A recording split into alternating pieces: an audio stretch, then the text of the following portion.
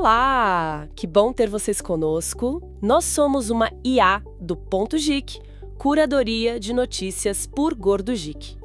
Hoje é terça-feira, 3 de junho de 2025 e esta é a edição das 16 horas. Vamos conferir os temas dessa edição. Olha, temos bastante coisa.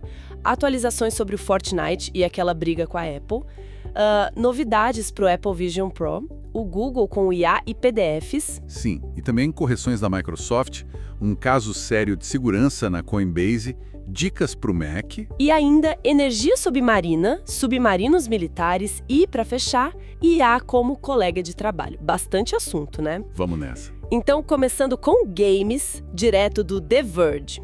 Lembra daquela novela interminável entre a Epic Games e a Apple por causa do Fortnite? Lembro bem. Aquela que começou por causa das taxas da Apple Store. Exato. O CEO da Epic, o Tim Sweeney, ele comentou recentemente que achava que o Fortnite ia ficar fora da loja por algumas semanas no máximo. Só que não, né? Foram quase 5 anos. Imagina a surpresa. Pois é, 5 anos é muito tempo fora de uma plataforma tão grande como o iOS. Demais. Tudo começou lá em 2020, né? A Epic tentou, digamos, dar um jeitinho nas regras de pagamento da Apple, colocando um sistema próprio dentro do jogo. E a Apple não gostou nada. Claro, aí removeram o jogo rapidinho. Exatamente. Mas olha só, o jogo voltou agora para iOS nos Estados Unidos em maio. E já chegou chegando. Chegou chegando como? Tem números? Tem sim. Já passou tipo dos 10 milhões de downloads. Mostra a força que o Fortnite ainda tem, né? Mesmo depois de tanto tempo fora. Um retorno bem forte. Nossa, 10 milhões é muita coisa. E agora, como ficou a questão do pagamento lá dentro? Então, essa é a parte curiosa. Agora tem as duas opções. O jogador pode escolher pagar direto para a Epic, e aí ganha um bônus, uma recompensa de 20% em V-Bucks, eu acho. Ah, um incentivo para usar o sistema deles. Isso. Ou pode usar o sistema de pagamento padrão da Apple, como sempre foi. E o que o pessoal tá preferindo? Por enquanto, olha que interessante, uns 60% ainda tá preferindo usar o sistema da Apple, talvez pela praticidade, já ter o cartão cadastrado, sei lá. Mesmo com a recompensa da Epic? Surpreendente. Pois é. Mas o Sweeney, o CEO da Epic, está apostando que isso vai mudar. Ele acha que conforme mais gente experimentar o sistema direto deles, a balança vai virar. Faz sentido. É uma questão de hábito também, né? Vamos ficar de olho para ver se a aposta dele se concretiza. E ainda falando de Apple, mas mudando para o Vision Pro, o 925 Mac está trazendo uns rumores interessantes. Parece que o Vision OS 16, a próxima versão do sistema, vai dar um gás no suporte para controles de videogame. Opa! Mais opções para jogar no Vision Pro? Isso é bom. O que tá vindo aí? Então, além de melhorar o suporte para os controles que já funcionam, tipo os de PlayStation e Xbox, a grande novidade seria o suporte nativo, porque eles chamam de controles espaciais. Controles espaciais. O que seria isso exatamente? Tipo aqueles controles do VR mais avançado que rastreiam a mão no espaço 3D? Exatamente. Aqueles pensados para interação tridimensional mesmo, sabe? Com mais precisão de movimento, talvez até feedback tátil mais elaborado. Ah, legal. Isso pode realmente mudar a experiência de jogar no Vision Pro, né? Porque, vamos ser sinceros, para jogos mais tradicionais, ele ainda é meio esquisito, depende muito do rastreamento ocular e das mãos. Sem dúvida. Um controle físico mais adaptado ao 3D pode abrir muitas portas para desenvolvedores criarem jogos mais complexos e imersivos para a plataforma. E o rumor diz mais alguma coisa? Como isso apareceria para o usuário? Sim, a ideia é que a própria App Store comece a indicar na página de cada jogo ou app qual tipo de controle é recomendado ou necessário. Se é um controle padrão, se precisa desses espaciais. Ah, para facilitar a vida de quem compra. Boa ideia. Parece que a Apple está querendo mostrar que o Vision Pro e, bom, o ecossistema dela como um todo também é lugar de gamer, né? É o que parece. Estão investindo para tornar a plataforma mais atraente nesse sentido. Mudando agora para o Google. Nem tudo são flores por lá, viu? O Engadget reportou que aquele recurso Ask Photos, que muita gente estava esperando, foi pausado. Ah, o Ask Photos? Aquele que ia usar IA para a gente poder buscar fotos conversando com o Google Fotos. Tipo, me mostre fotos da praia no ano passado. Esse mesmo. Prometia bastante usar a linguagem natural para achar imagens específicas, mas pelo visto quem estava animado vai ter que esperar um pouco mais. Parece que a coisa não estava redonda ainda. Um gerente de produto do Google foi lá no X, antigo Twitter, e admitiu Admitiu o quê? que não estava funcionando. Basicamente isso. Ele disse que a ferramenta ainda não estava, digamos, no ponto certo em termos de velocidade, de qualidade dos resultados que ela entregava e da experiência geral do usuário, sabe? Entendi. Melhor pausar e arrumar do que lançar algo que não funciona direito, né? Exato. A promessa agora é que estão trabalhando numa versão melhorada. A previsão é lançar daqui a umas 2 semanas. Bom, 2 semanas não é tanto tempo assim, mas não deixa de ser mais um tropeço do Google com essas implementações de IA, né? Parece que eles anunciam rápido, mas na hora de entregar, às vezes engasga. É verdade. A gente tem visto alguns casos assim recentemente. Mostra como essa área de IA generativa ainda é desafiadora, mesmo para gigantes como o Google. Mas, para compensar, tem notícia boa do Google também. O 9to5 Google trouxe uma novidade muito, muito bem-vinda para o Chrome, finalmente. Opa, conta aí, o que o Chrome aprendeu a fazer. Agora ele consegue ler texto dentro de arquivos PDF que foram escaneados. Sabe aqueles PDFs que, na verdade, são só uma imagem de um documento? Nossa, sério, isso é fantástico. Acabou aquele sofrimento de não conseguir copiar um trecho ou pesquisar uma palavra num PDF escaneado? Exatamente. Antes, para o navegador, aquele texto era como se não existisse, era só uma imagem chapada. Agora não. E como funciona? Mágica, quase isso. Eles estão usando uma tecnologia parecida com a do Google Lens, de reconhecimento óptico de caracteres, o famoso OCR. O Chrome agora consegue identificar as letras ali na imagem do PDF. Que demais! Então, na prática, a gente vai poder selecionar o texto, copiar, colar, usar o Ctrl+F para buscar palavras, como se fosse um PDF digital normal. Isso, exatamente como num PDF normal. É uma mão na roda absurda para quem trabalha com muito documento digitalizado, estudante, enfim. Muita gente vai se beneficiar. Com certeza. Facilitou muito a vida. Ponto pro Google nessa. Agora, falando em resolver problemas, ou às vezes criar, né? A Microsoft teve que correr para apagar um incêndio, segundo The Register. Lançaram uma correção emergencial para o Windows 11. Correção emergencial, fora do ciclo normal de atualizações da Patch Tuesday. O que aconteceu? Pois é, fora do ciclo. Parece que um patch que saiu agora em maio começou a causar uns problemas bem chatos para alguns usuários. O principal era a falha na inicialização do sistema. Falha de boot. Eita, isso é grave. Ninguém quer ligar o computador e dar de cara com uma tela de erro. Exato. O erro específico que aparecia mencionava um arquivo chamado acpi.sys. E parece que o problema estava afetando principalmente máquinas virtuais. Então talvez não afetou tanto os usuários domésticos. Inicialmente, a Microsoft disse que era mais em VMs. Mas depois surgiram relatos de que alguns PCs físicos também estavam sofrendo com a falha de inicialização. Então, tiveram que agir rápido para todo mundo. Menos mal que agiram rápido. Mas, de novo, essa história de patch que quebra o sistema, parece que vira e mexe acontece, né? Infelizmente tem sido mais frequente do que a gente gostaria.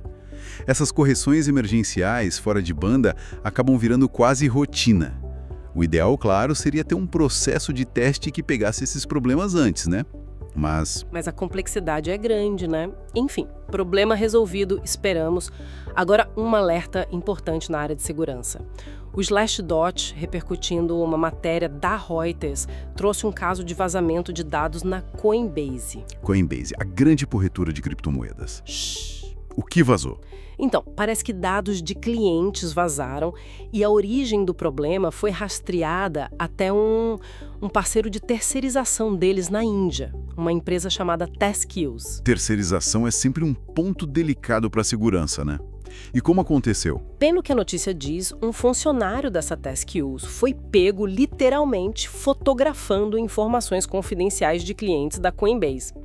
Dados na tela, sabe? Meu Deus, que absurdo! Tirando foto da tela com dados de cliente, isso é muito grave. Muito. Mas o ponto que está gerando mais discussão é o tempo que a Coinbase levou para divulgar isso. Demoraram, parece que sim.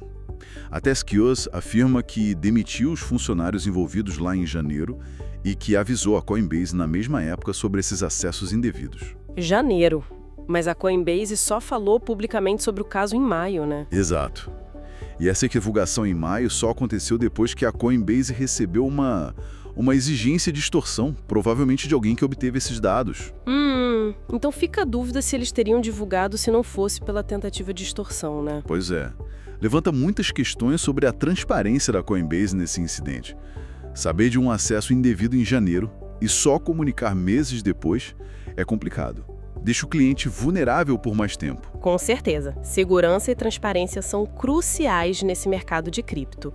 Um caso para ficar de olho nas consequências. Mudando de assunto, para quem usa Mac, temos uma dica de produtividade que veio lá da ZDNet. Eles fizeram um artigo recomendando um aplicativo chamado Alfred. Já ouviu falar? Alfred. Sim, já ouvi. É um substituto para o Spotlight, aquela busca nativa do macOS, né? Isso, ele é bem mais poderoso que o Spotlight, pelo que o artigo diz. E tem uma versão gratuita, o que é sempre bom. E o que ele faz de tão especial? Além de buscar arquivos e apps? Ele faz muito mais. Busca na web direto da barrinha dele, você pode configurar atalhos para tudo quanto é coisa, tem um recurso de expansão de texto, tipo, você digita uma sigla e ele completa uma frase. Legal. Bem útil para quem digita muito. Sim. Mas o grande destaque que o artigo deu foi a capacidade de buscar dentro do conteúdo dos arquivos. Opa, isso o Spotlight até faz, mas às vezes é meio lento ou não acha direito. Como o Alfred faz. Parece que é mais direto de eficiente. Você usa um comando simples, tipo in, seguido da palavra que você quer buscar. E ele varre o conteúdo dos seus documentos, PDFs, tudo. Interessante. Tipo, in contrato aluguel. Exato. E ele acha onde essa expressão aparece nos seus arquivos. E mais, dá para adicionar buscas customizadas. Por exemplo, configurar para buscar direto em sites específicos como, sei lá, Wikipedia, ou até mesmo no Perplexity, que é uma ferramenta de busca com IA. Nossa, bem customizável então. Parece uma ferramenta poderosa para quem quer mais agilidade no Mac. Vou dar uma olhada depois. Agora, olha que ideia. Diferente. O pessoal do Olhar Digital trouxe uma matéria sobre armazenamento de energia. Mas não é bateria de lítio, não. É no fundo do mar. No fundo do mar? Como assim? Vão guardar energia onde? Dentro dos peixes? Não. É o projeto alemão chamado Stensia. A ideia é usar esferas gigantes de concreto, ocas por dentro, e instalar lá no leito do oceano. Esferas gigantes de concreto no fundo do mar. Pra quê? Para armazenar energia.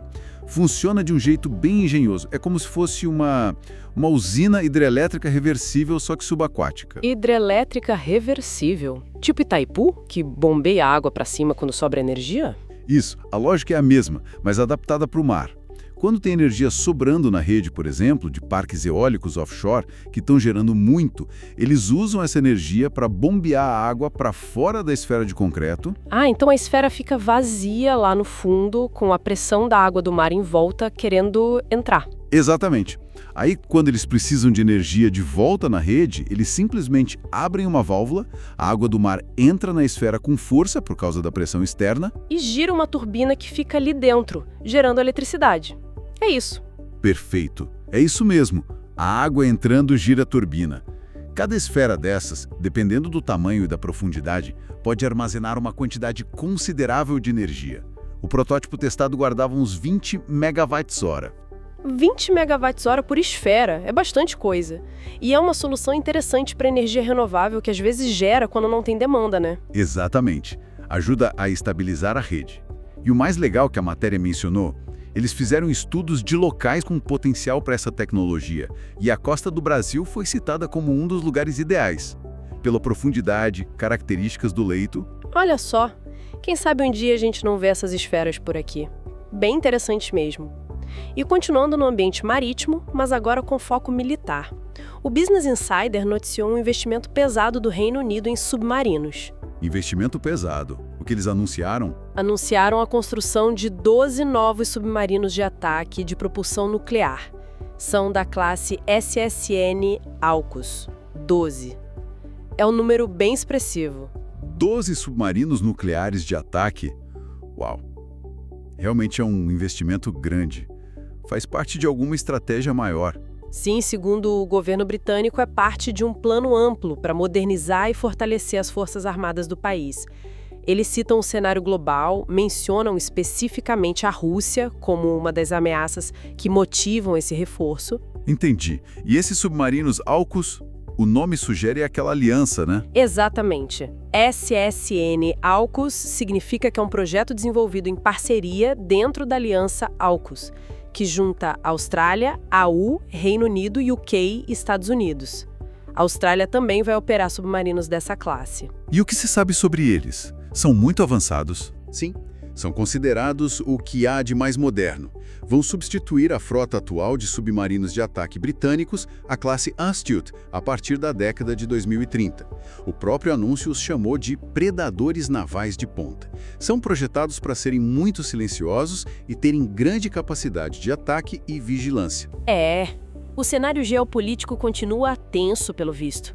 Um investimento desse porte mostra que a preocupação com segurança e defesa está bem alta. Para fechar nossa rodada de notícias, vamos falar de inteligência artificial no ambiente de trabalho.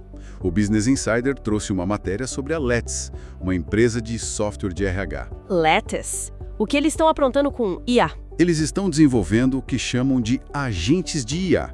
A ideia é que esses agentes funcionem como colegas de trabalho digitais, para auxiliar os funcionários humanos. Colegas de trabalho de IA? Como assim na prática? O primeiro agente que eles estão lançando é focado no RH. Ele pode, por exemplo, responder dúvidas dos funcionários sobre benefícios, folha de pagamento, políticas da empresa. Coisas que normalmente tomariam tempo da equipe de RH. Tipo um chatbot super avançado para RH.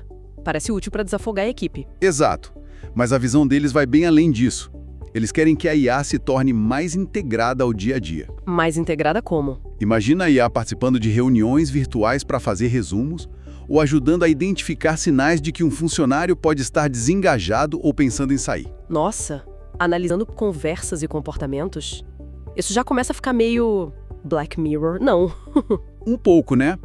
A ideia deles inclui até ajudar gestores a se prepararem para conversas difíceis com a equipe, sabe? Dando sugestões, informações relevantes. Entendi. A proposta é dar um tipo de assistente pessoal de IA para todo mundo na empresa, não só para os executivos que já têm assistentes humanos. Isso. O objetivo declarado pela Lattice é aumentar a produtividade humana, liberar as pessoas de tarefas repetitivas ou que consomem muito tempo para que elas possam focar no que é mais estratégico ou criativo. Eles batem na tecla de que não é para substituir pessoas. Aquele discurso de sempre, né? Aumentar a produtividade, não substituir. Mas a gente sabe que o debate sobre o impacto da IA nos empregos continua quentíssimo. É difícil não pensar nas implicações a longo prazo. Sem dúvida. É uma fronteira que está sendo explorada agora e as consequências reais a gente ainda vai ver. Mas a tendência de ter IA como colega parece que veio para ficar. Ufa! E essa foi a nossa análise detalhada dos destaques dessa edição. Foi bastante coisa, né? Esperamos que tenham achado interessante e, claro, útil. Sim, se vocês gostaram dessa conversa, desse mergulho nas notícias, não esqueçam de deixar seus comentários lá na plataforma, curtir o episódio e compartilhar com os amigos, com quem mais possa se interessar por esses temas de tecnologia, games, segurança. Ajuda bastante a gente. Isso aí. Muito obrigada pela companhia e até a próxima edição. Até a próxima, pessoal.